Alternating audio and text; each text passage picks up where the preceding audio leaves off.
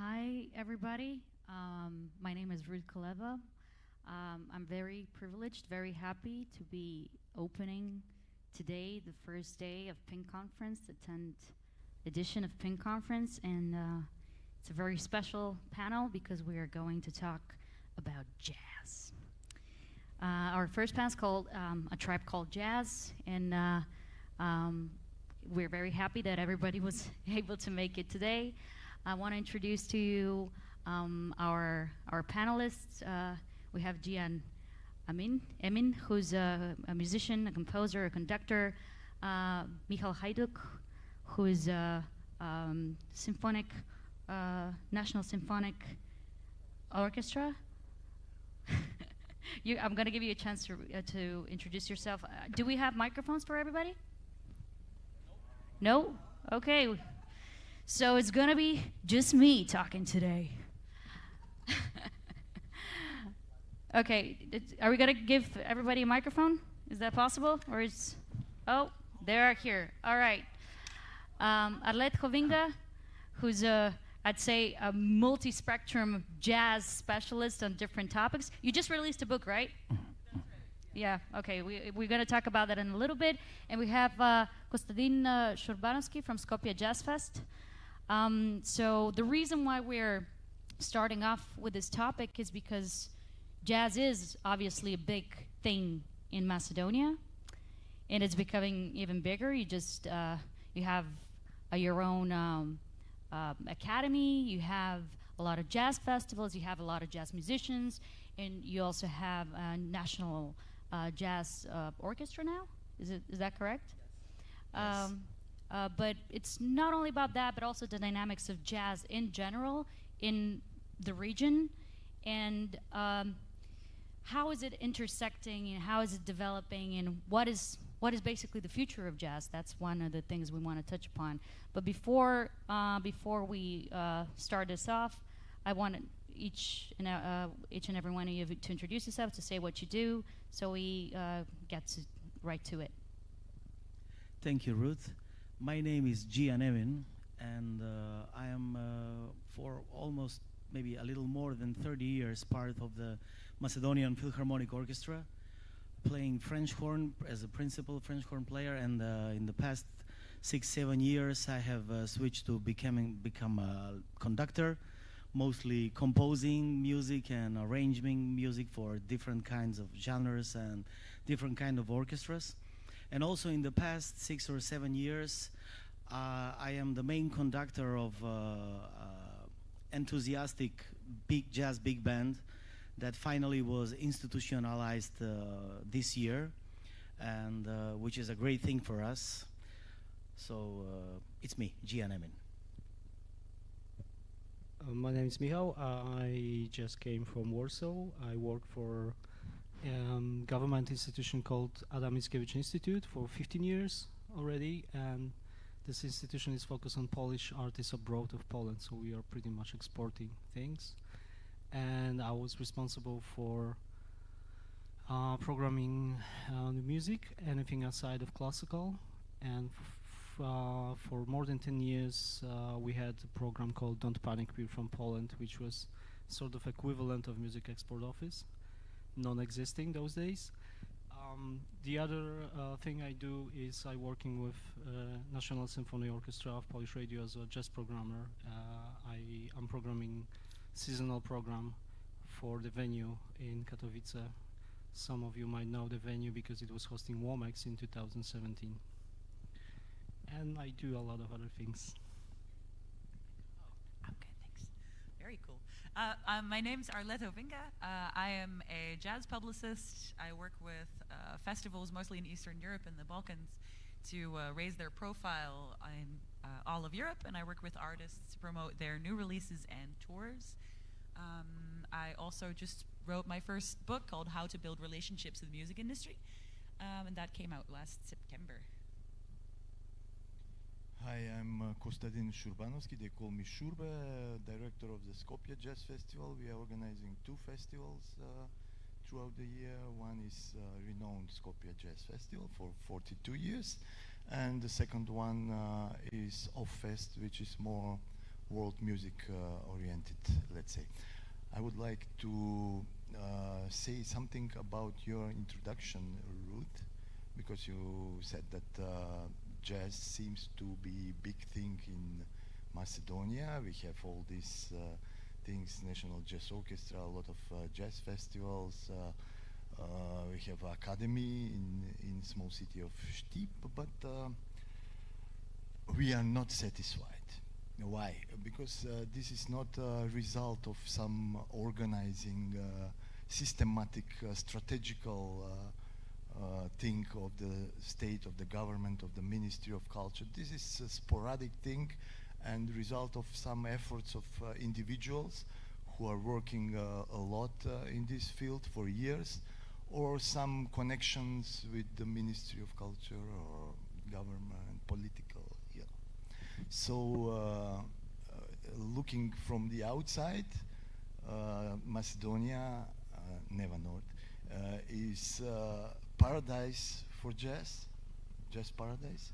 But when you're into it, when you look from inside, it doesn't look like that. Oh, do you want to say something, or because my first point was to. It seems like, you know, it's pretty much everywhere the same, and world is not a perfect place, and it's never good to be satisfied, because when you are satisfied, you don't grow up, you don't, you know, move forward. Yeah, you are complaining all the time. Could you say, for example, in numbers, how many jazz festivals are there in Macedonia? How many jazz musicians are there in Macedonia? Because I think for a small country like Macedonia, it kind of stands out, right? Well, I don't know the exact numbers of jazz festivals, but in the past 6 or 7 years, they have grown a lot in a big number. Maybe, I don't know, I can calculate maybe like, I don't know, maybe 20 to 30, I'm not exactly sure, I must say. In terms of number of musicians, because I'm a jazz musician myself, so in the past 10 years, I'm sure that this number has really grown, maybe like active jazz musicians, more than 100, maybe even more.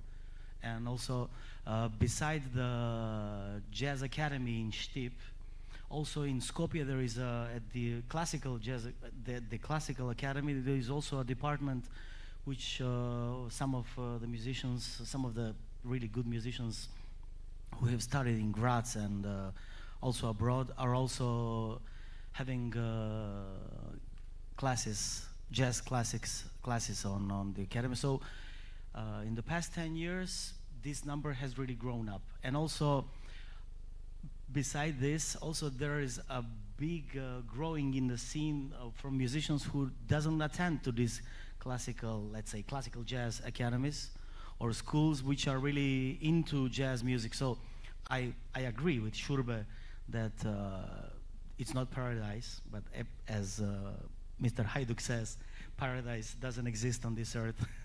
We are totally aware. But Welcome. Welcome.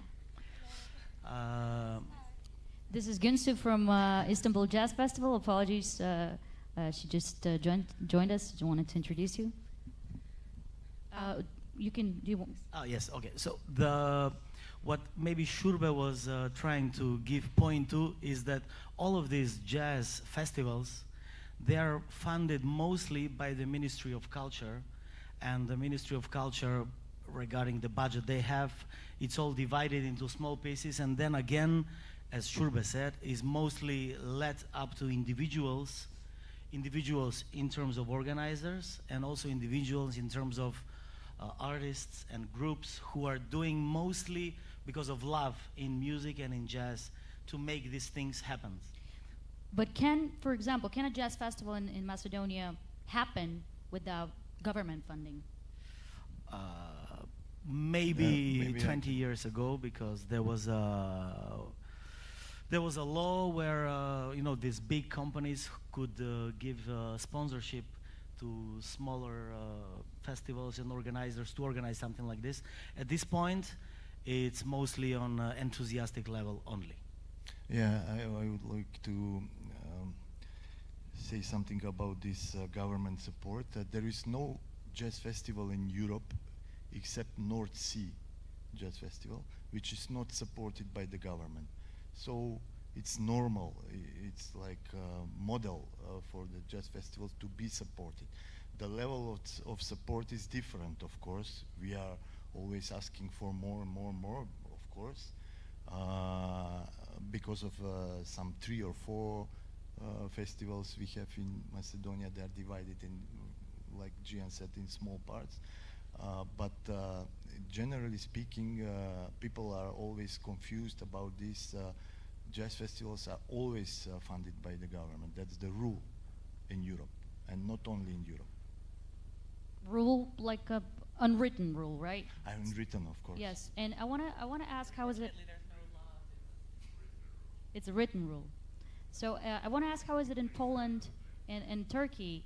Because I'm also interested to hear, different perspectives in the models of how jazz is supported in different places.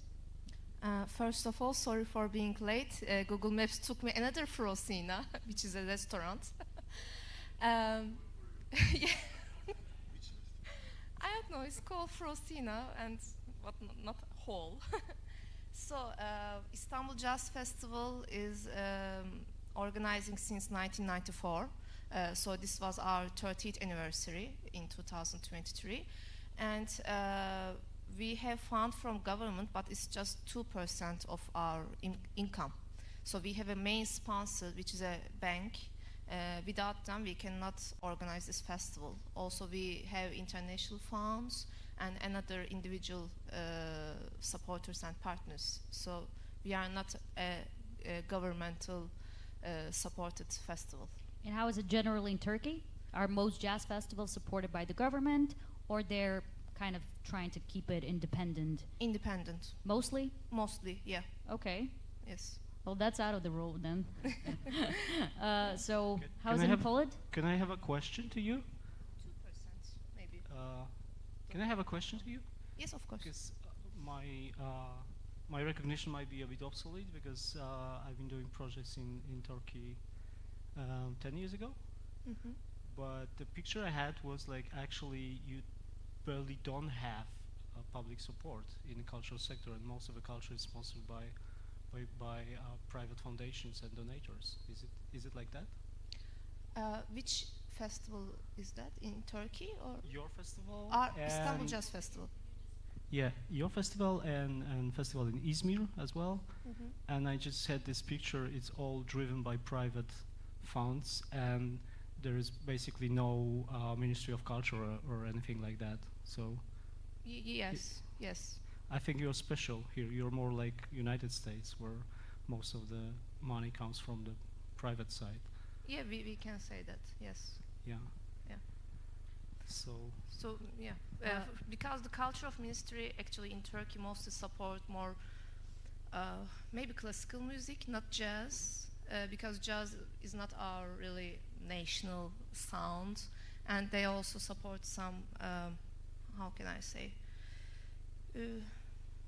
not jazz, actually. Yeah. I can fairly say, giving sort of a comparison here in the region, that in many places, for example, even Bulgaria, jazz is even, I guess, more funded than it is perhaps folklore music. So this is an interesting phenomenon that we're going to explore a little bit later. But I want to ask you, Arlette, about, we mentioned that North Sea Jazz Festival is a little bit an example outside of the model where they are quite successful internationally. It's a very known, of course, it's a very known festival. I don't think. I'm sorry. Go ahead. It's a lot, like, it's very recognized, and they are practically based on selling tickets and sponsorships from my vision. But I want to ask you, since I believe you know more about this. First off, I'm not sure that North Sea Jazz is a good example of like what jazz festivals should aspire to be, in my experience and in my opinion.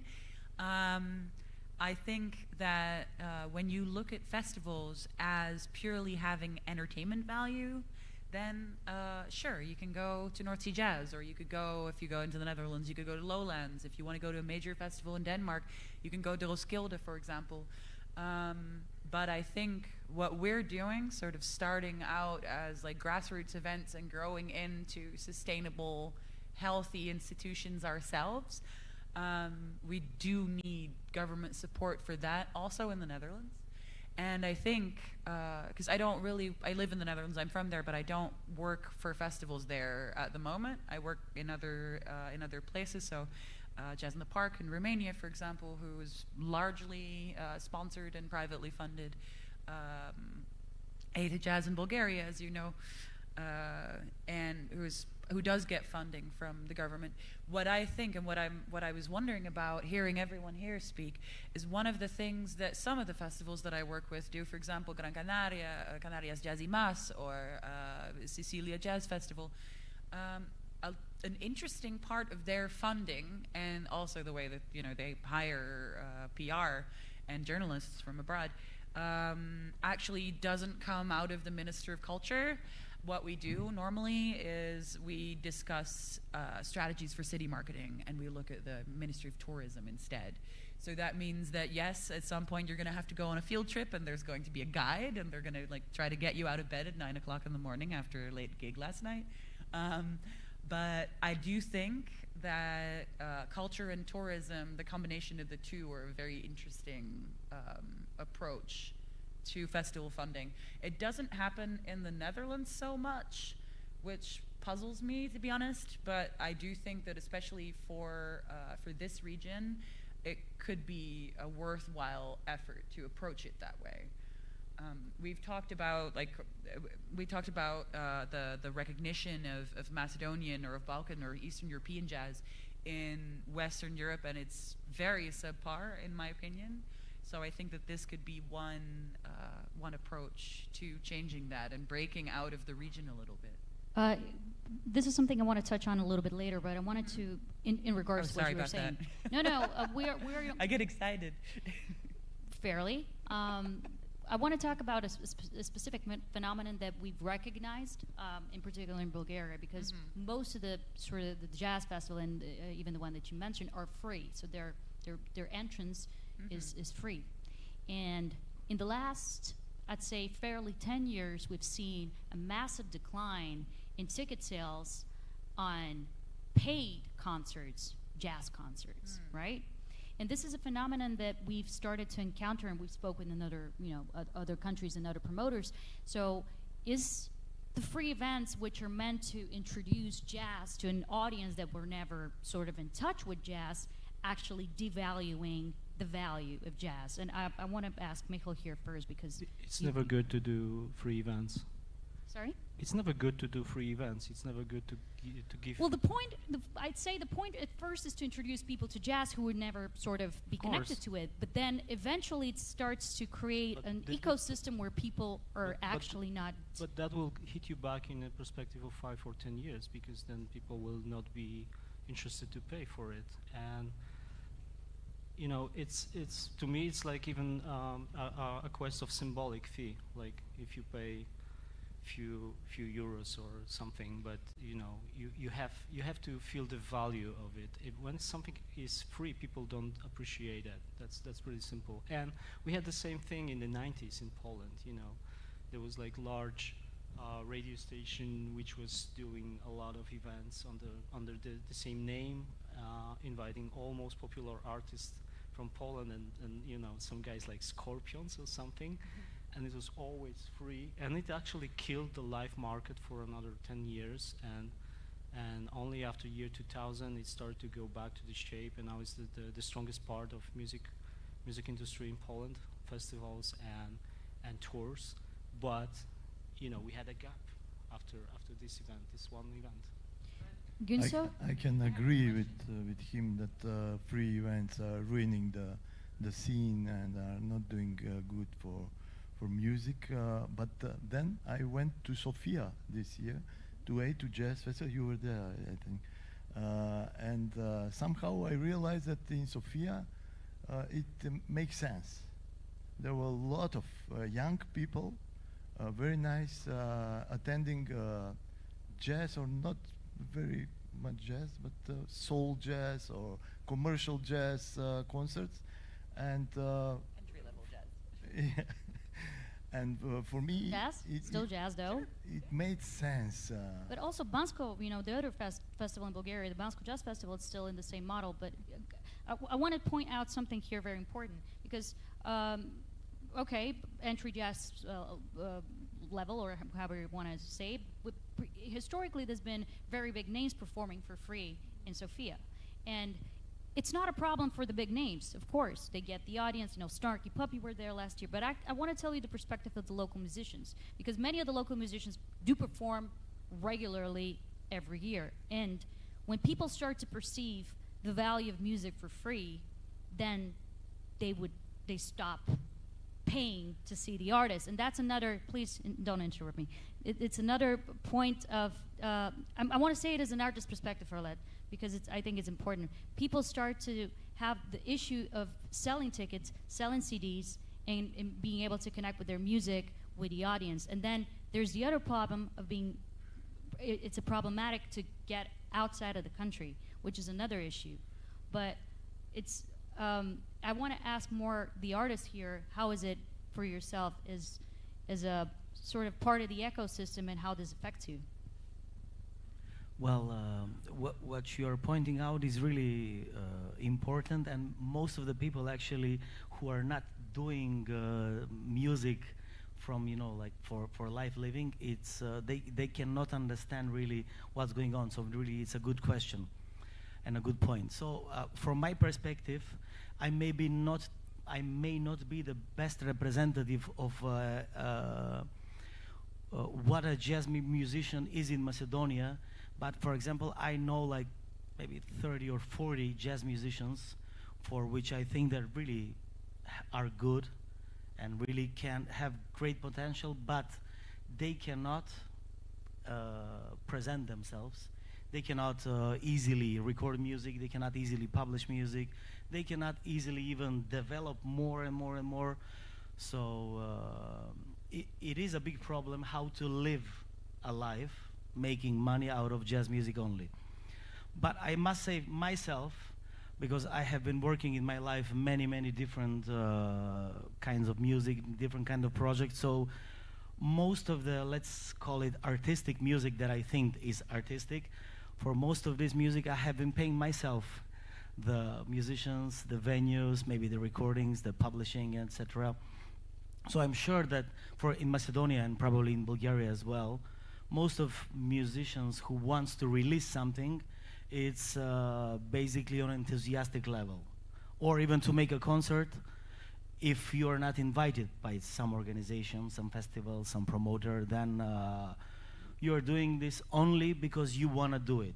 So from this point of view, in Macedonia, I must say that the Skopje Jazz Festivals in the past 42 years has had a really big role in presenting this jazz music, the artistic side of it, because mostly Skopje Jazz Festival is presenting mostly really high artistic jazz profiles of artists.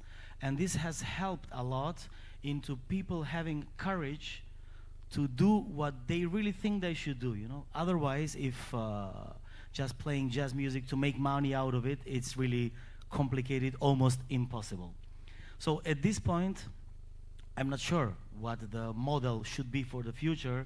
Of course, it's individual who has more potential of approaching to the right people, persons, government, festivals, government sponsorships, and, you know, banks and stuff, etc.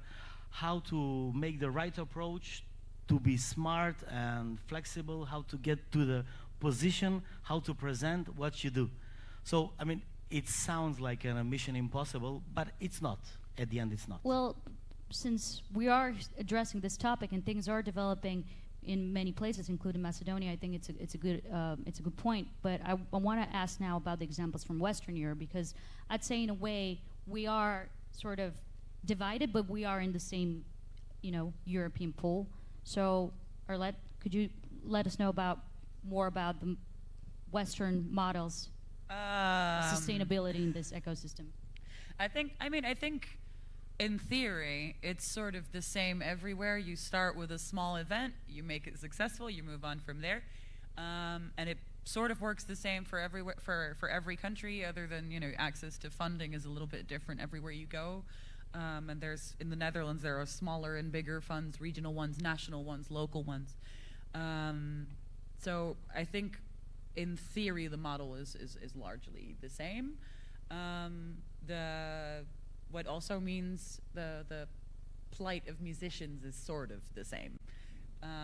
There are some, there is some access to funding from the musician side to release, to promote, to tour as well, which I understand they have in other European countries as well.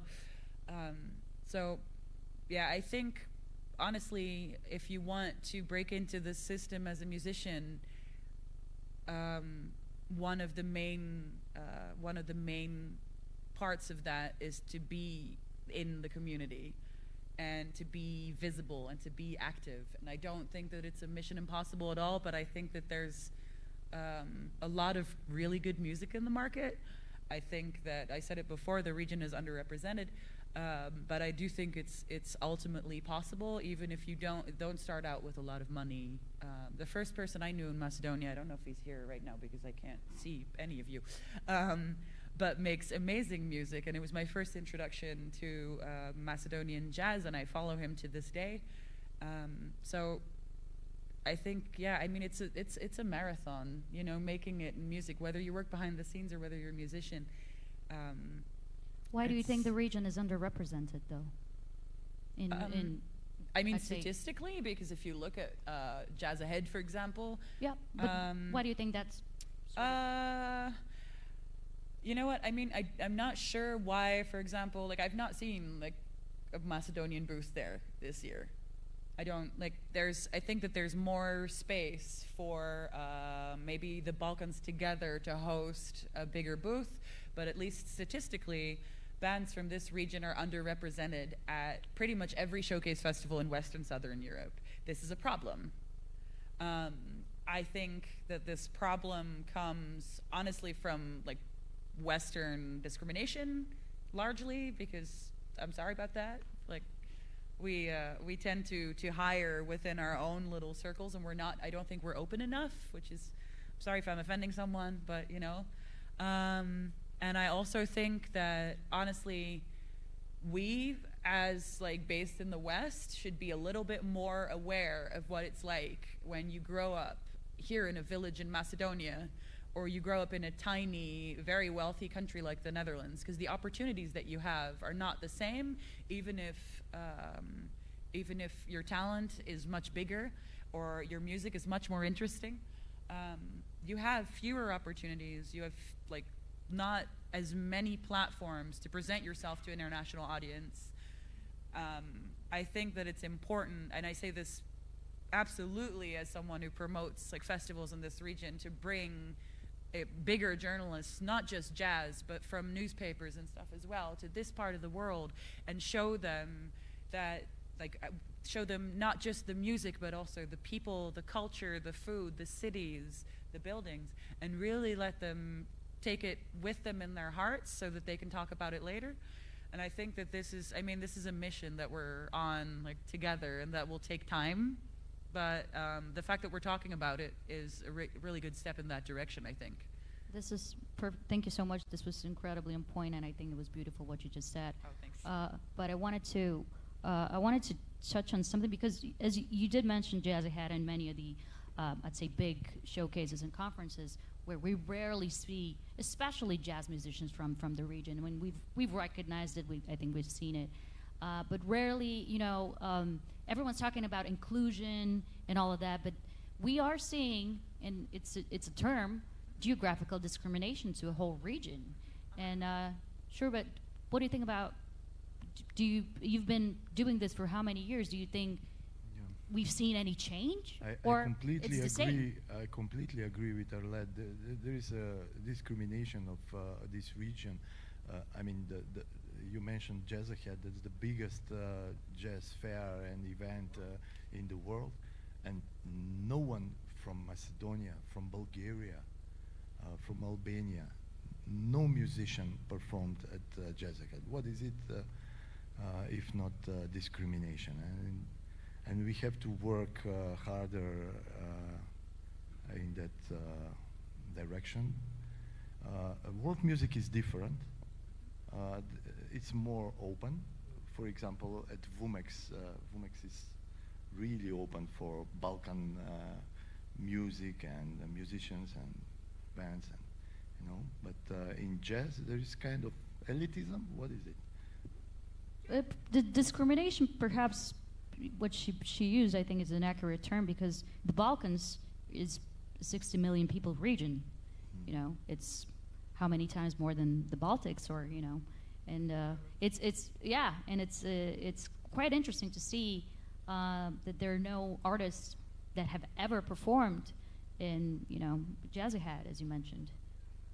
Can I have a comment on that?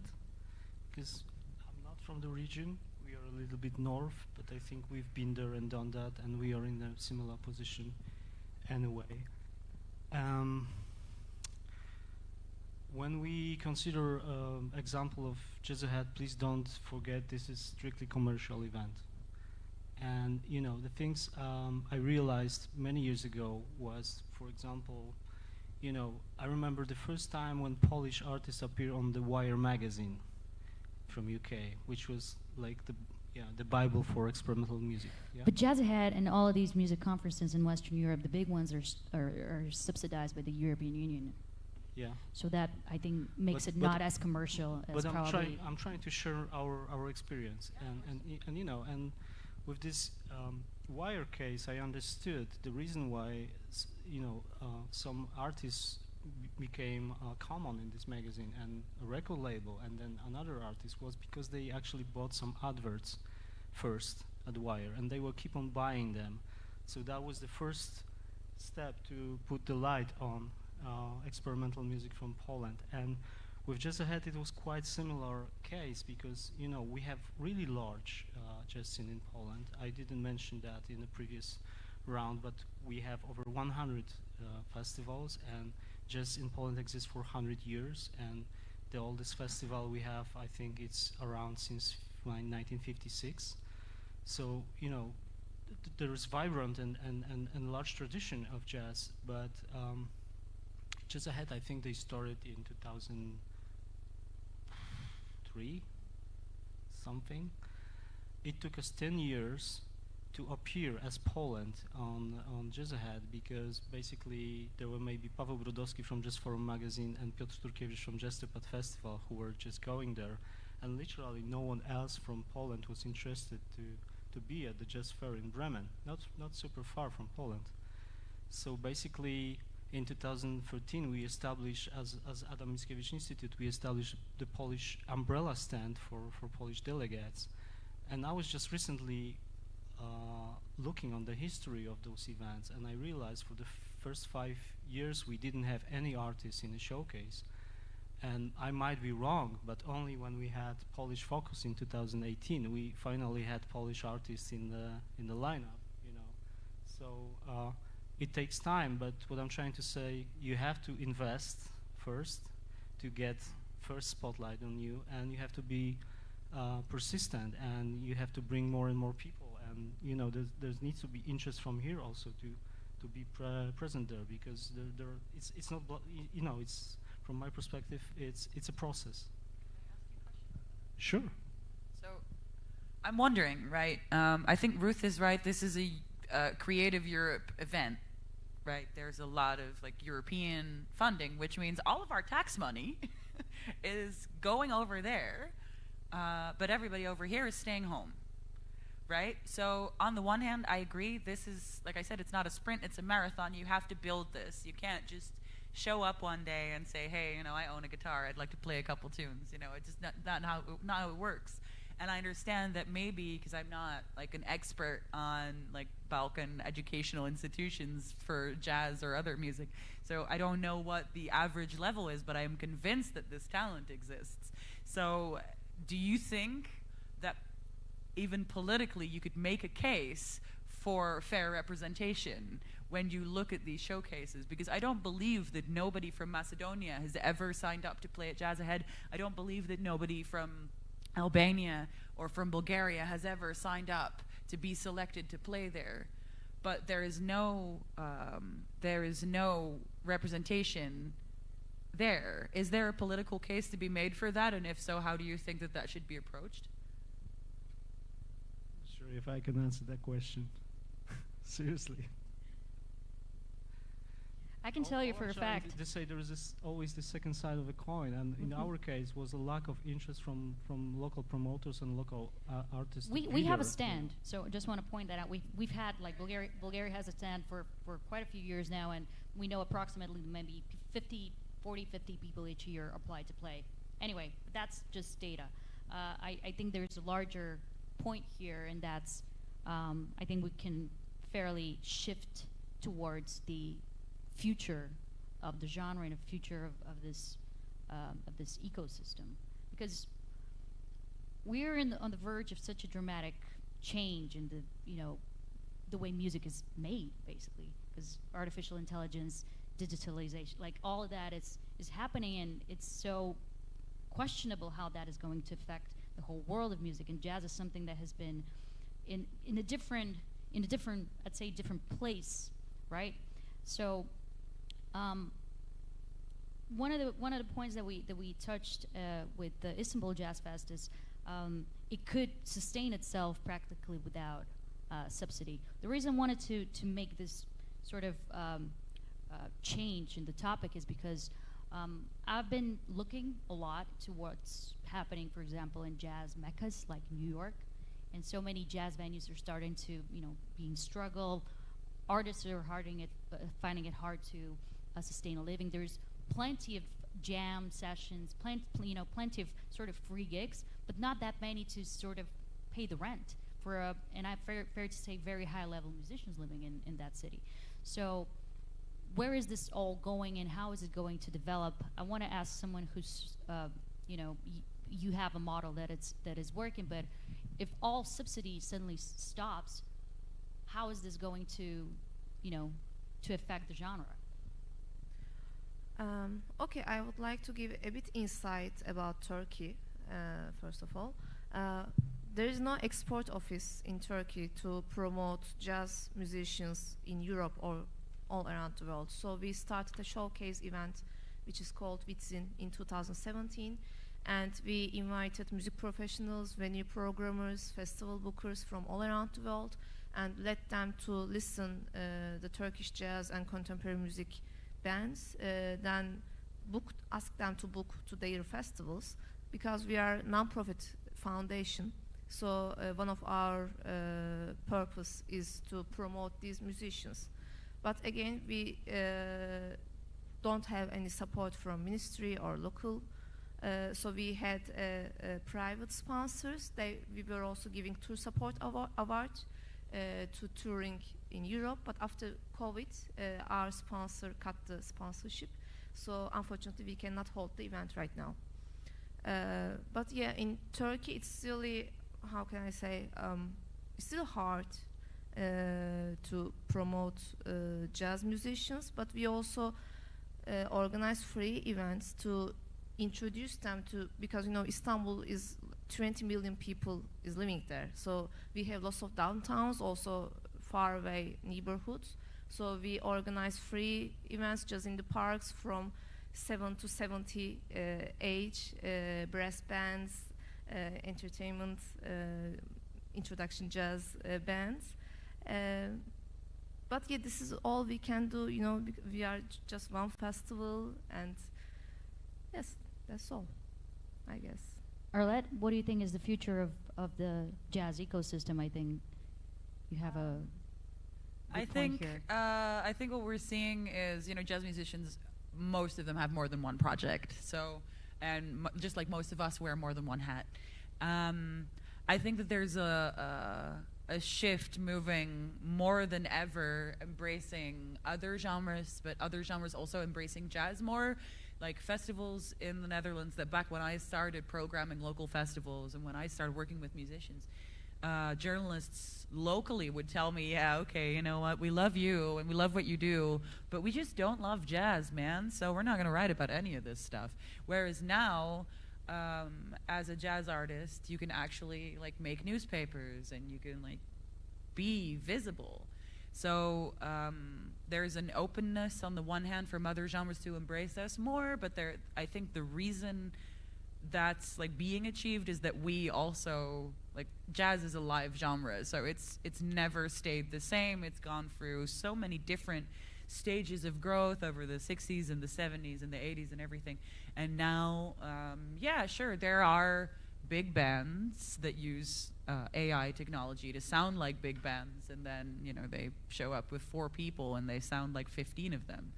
And there is a lot of like electronics and effects and stuff in more modern jazz and experimental music. Experimental music and jazz have like found each other and have now become family rather than friendly, distant neighbors. And I think that this is a really good development because it allows us to explore new ways to play this music. I mean, not professionally, but I do play. And to present this music, to pitch this music, to talk to larger audiences, to make stories, which is, you know, the most important thing for me if I have to if I have to bring an artist to someone's attention. So I think we're just, like, jazz is not dead. It's just becoming, you know. What about the audience age? Do you think it's getting more, you know? Well, I mean, you know, if you're gonna play big band jazz, your audience is going to be 1,000 years old. Whether it's a 16-year-old that plays this music or a 60-year-old, doesn't matter, because this is just this. I see it at gigs, at free gigs. I live in a city where the Royal Conservatory very much believes in pushing bebop and only bebop, and I love this music, I do, but your fellow students will only spend so much time coming to your gigs. I think that playing only that, in the end, as much as it pains me to say it, is probably not sustainable.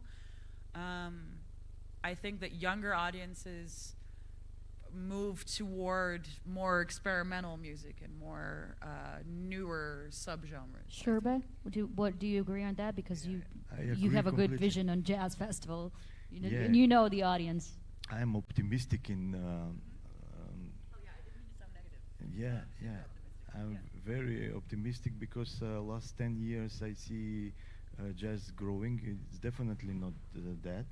And there are a lot of new bands, young musicians. They're doing very interesting, creative music. There are a lot of new jazz festivals which are fantastic.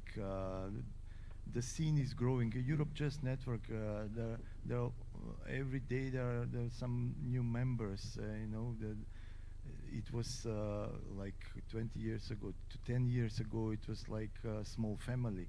Now it seems like a big family. 200 of them. Yeah. So I'm very optimistic about the music and infrastructure of jazz in the world. Yeah, I would like to be optimistic as well, but you know, first I will be pessimist. There is no Miles Davis or Keith Jarrett right now. The headliners of the jazz festivals, if you are holding a big jazz festival, it has to be a bit not pop, but for example Nick Cave and the Bad Seeds or Robert Plant. Because if you want to hold a Julian Lage or Fred Hirsch concert, you can only sell maybe 500 tickets. But for the Nick Cave and the Bad Seeds, we can sell 8K. So this is our really main problem, because all of conservative jazz audience hate us when we announce, for example, Joss Stone. But we also want to organize Diana Krall or Diane Reeves, John McLaughlin, etc. So it's a bit have to be in the balance nowadays, because the headliners are getting older, the jazz headliners. So right now the genre of the jazz festivals is still changing, you know, the Montreux or North Sea. So yes. I'm quite curious to know, and I hope one of you can answer in that aspect, is how do you attract the young audience? Like, how do you attract the kids? Because all them, you know, whatever, TikTok, social media, but it's how do you sort of touch on them? Because like we're or I know people around me, and we've had this conversation. People trying to, they're having jazz concert for kids, and that's great. But how do you really get their attention? Because that's like you are growing an audience practically. So how do you think that can be done? So one of the festivals I work with is in Romania called Jazz in the Park, and what they do is they combine really good music with music you've never heard before, but also this entire festival, that used to be free, it used to be in a park somewhere, but they are extremely Instagrammable. And if you Google my Instagram, it's like an embarrassment to like humanity and marketing, but they are insanely good at this. So last year, not this year, but last year, they presented the first paid edition of their festival in a new location with a maximum of 7,000 people, and they rained out completely. So after the first day of rain, and more rain, the director, Kosta's assistant, gives her like, I don't know, 1,000 euros and sends her to the nearest sports shop. They come back with like goggles and diving masks and hand them out to the audience. The audience then Instagrams it among everybody, and next thing they know, they're sold out for the rest of the weekend. And I mean, this is a very funny example, but they innovate the way that they approach being at a festival every year to really embrace the fact that the young audience will want to be on Twitter, and they'll give me something this year that makes me go viral too. And I know that we want to be purists and we love the music and we're in it for the music, but I do think that it's a really, really smart move to not only put the music on the pedestal, but to surround it with other things that interest these generations as well.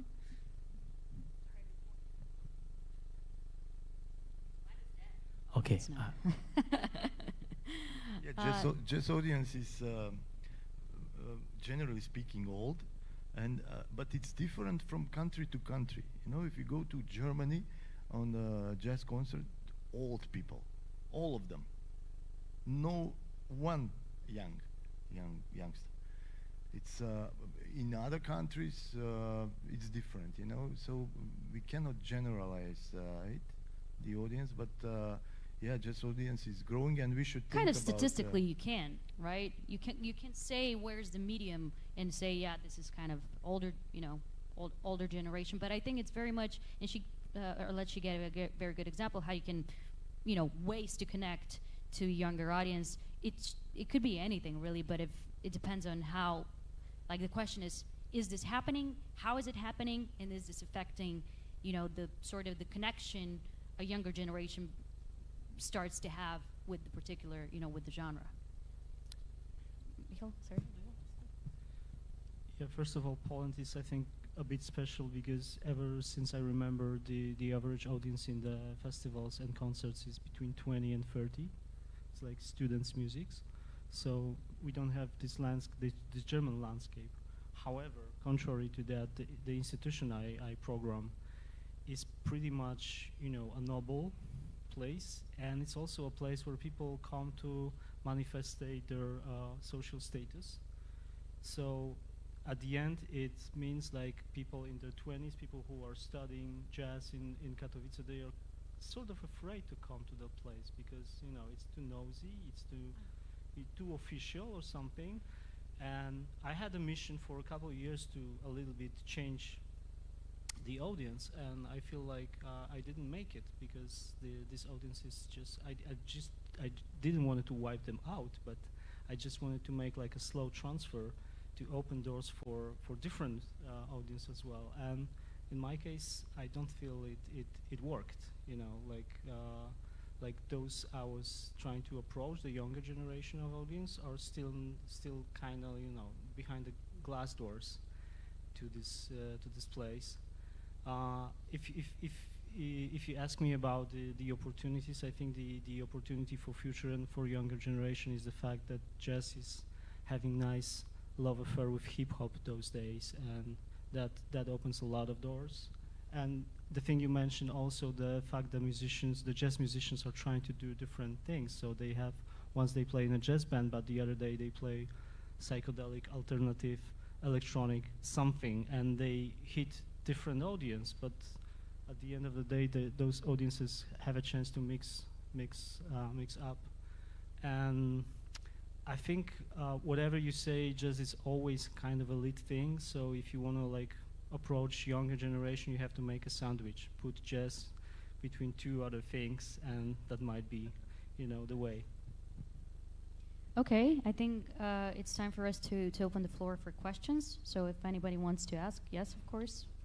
Do we have a microphone? Okay. I don't think that's the point because I think it's filmed. Could be recorded, yes. Hi, my name is Dénes from Up Music Budapest, Budapest Showcase Hub, and I just wanted to add something to this old, new jazz thing. Yes, in Germany, if you go to the old school jazz festivals like Leverkusen, Aalen, and Ingolstadt, and all of these, the audience is like absolutely 50 plus, but more like 60 plus. But it's because it's a strong market, and they're still holding on, and there's still enough 50 plus ticket buyers to keep those festivals alive. When we played there with Jazz Boys, which is like hip hop and jazz, yeah, then everyone is 50 plus, but they still dig it. But when we go to Germany, to Berlin, and we play an underground illegal party, everyone is 20 years old. Berlin is not a Germany. And they're still okay. It's the same in Hamburg. They still go to see the band, and the real good example for mixing in is Jazz in the Park, yeah, in Cluj-Napoca, because Alin made it first of all to of a free event to a ticketed event, which is basically a miracle, how he was able to do that, and he invites the old jazz and the new jazz, and it's basically resulting 20-year-olds and 60-year-olds partying together. So that is the solution for keeping jazz alive, and that's how you have the growth, because you don't have the world stars anymore in jazz, but you don't have those stars in any genres, because there are too many genres and too many channels for music. So you need to do fusion, and that's how you can get the youngsters in. Okay. Does anybody want to answer, comment? No, I agree. Okay, we all agree with you. Good point. There's one more question. Sorry? You wanted to add something? I just wanted to say that even what we were talking before, in where this music is going on, and where, because for me, I think that jazz music is really high art, high prophilic art at this point.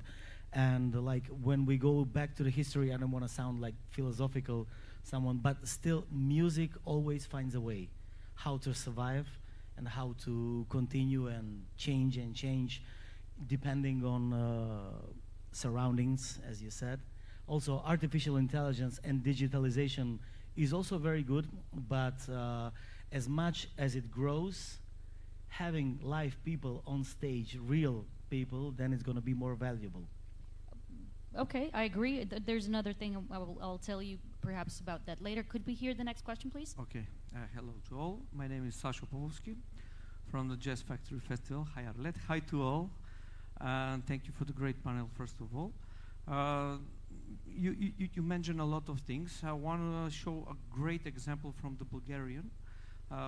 Just 3 days ago, when you were speaking about how to promote your country, of course, Jazz Ahead is not the only conference that you can go. You can go anywhere in the world.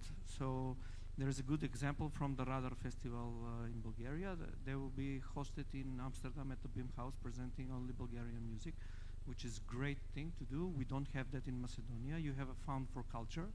We don't have a Fund for Culture. I suppose, because I was living in Bulgaria, I know the scene. You have a great support from the Ministry of Culture.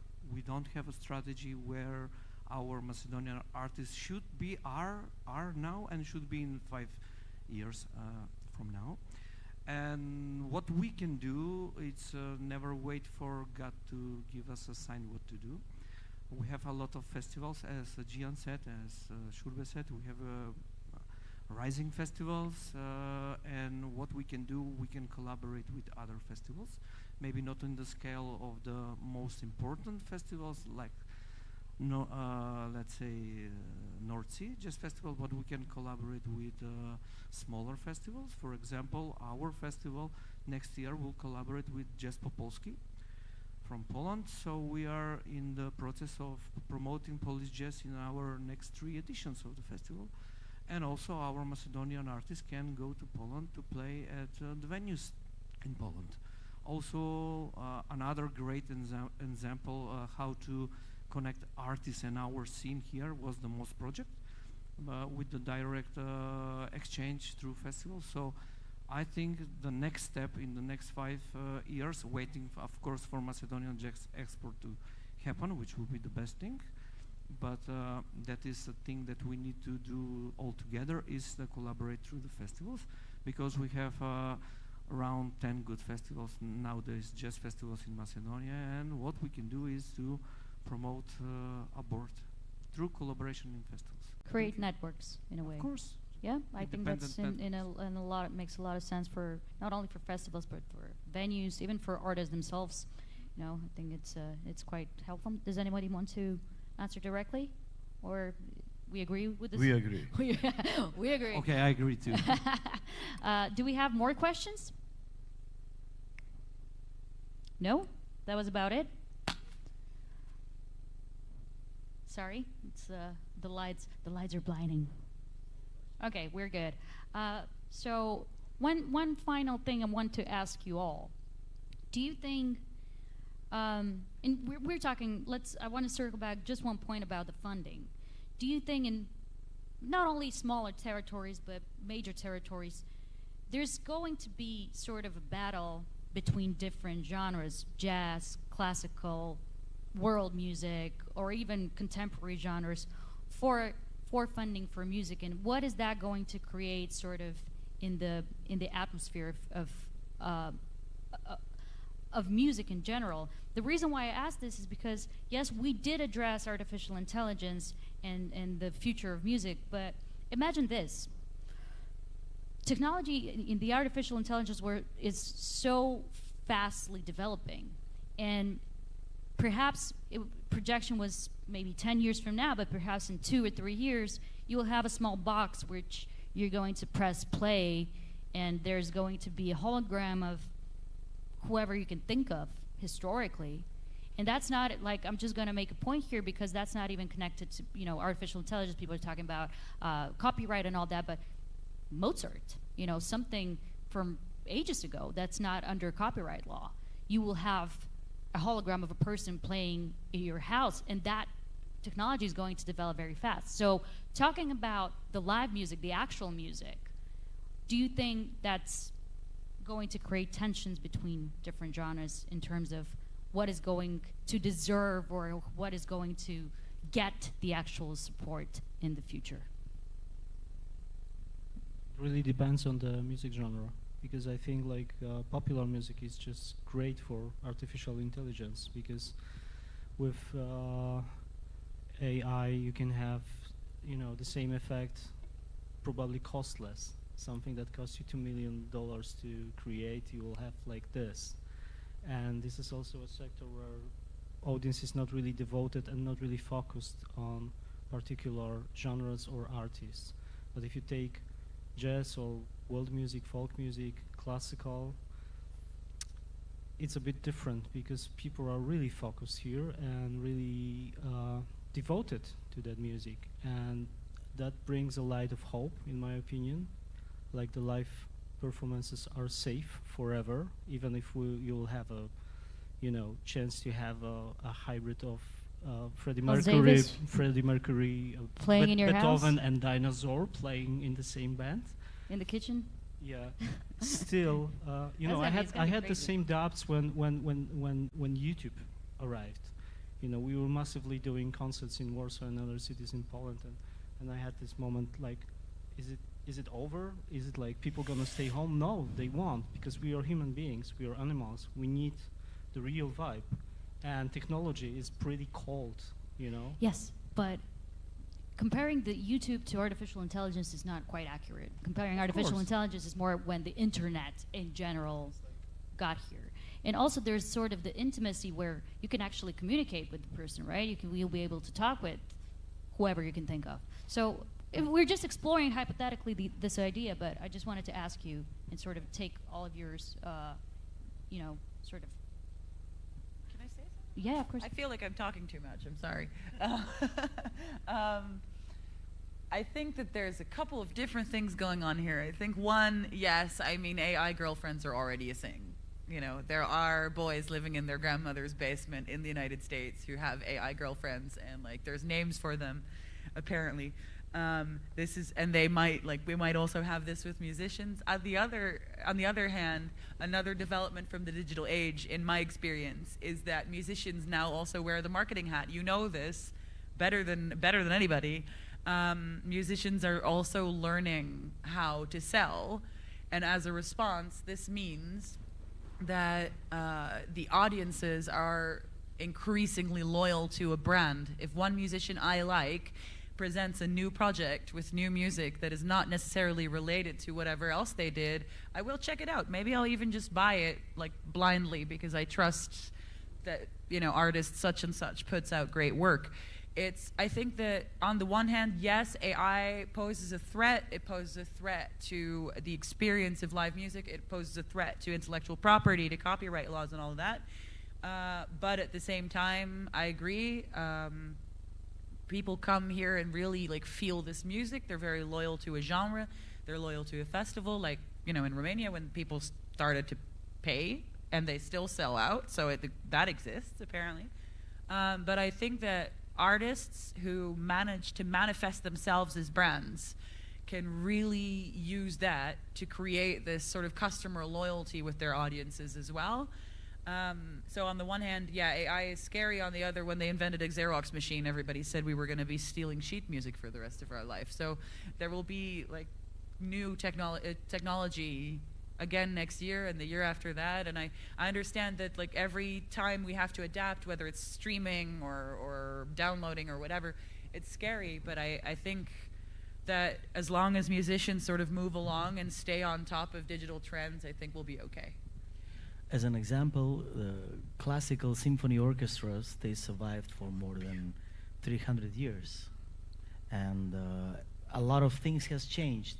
Different medias has arrived, and now also artificial intelligence. I also think that it will help a lot in development and in learning, and but in terms of, as you said, live events will be safe, I think, forever, because, you know, we are still human beings, and when we create music, it's that we share energy and feelings with the audience, and also they need to share this with us. Of course, I'm sure that in the next, I don't know how many years, it will be a big fashion to have Miles Davis singing, playing the trumpet next to you, or whoever, you know, or Mozart or whoever, but it's going to be just a fashion, so it's going to be probably, I don't know, probably just some sort of digital, connectical, I don't know how to say it, but something that will... Hybrid, yes. As many hybrids in the music that are going right now. So probably this might be a big fashion in the near future. But as I said before, the biggest value in the future, I think, will be having live people performing on stage. I think COVID proved this very, very sort of obviously. And also, it's hard to tell now because I come from like the medium generation where I still remember like sort of slapping my TV so it starts working. You know, we had like a dial-up phone, and it's in my mind the sound that the internet would make. So, you know, that's me, and I'm assuming, you know, most of you guys. But there's a whole new generation of kids that when COVID happened and they were like locked in, they were like 9, 10, 11 years old, and you know they were going through like, you know, puberty and changes in life, and they sort of they were comfortable in being locked up. So we'll see the effects of this transformation, I guess, later on. Shurbe, want to add something on the point? You made a question for another panel. There is a lot of yes. things to We're to continuing say with it. about It's a second panel now. We're starting a new one. No, I want to keep I it short think- I because think- we've gone over time and. I think we should embrace technology. Technology is a great thing, and we shouldn't be afraid of technology, unless it's. Unless it start killing us. Oops. Maybe in the United States, AI concerts can be popular, but you know we are a Mediterranean country, so we love touching artists and going to concerts, seeing them crying while listening to songs that we love. So I think in Turkey, definitely AI is not a scary thing. Sorry, Ruth. Sorry. I'm happy. No, I'm happy. I'm going to Turkey. Sorry, Ruth. I never learned when song finish in jazz music. No, I just said it's. I think we're done. Yes, thank you very much. All right, thank you. There's another panel starting, I think, at 3 o'clock. It was a pleasure. Listen to jazz and support your artists.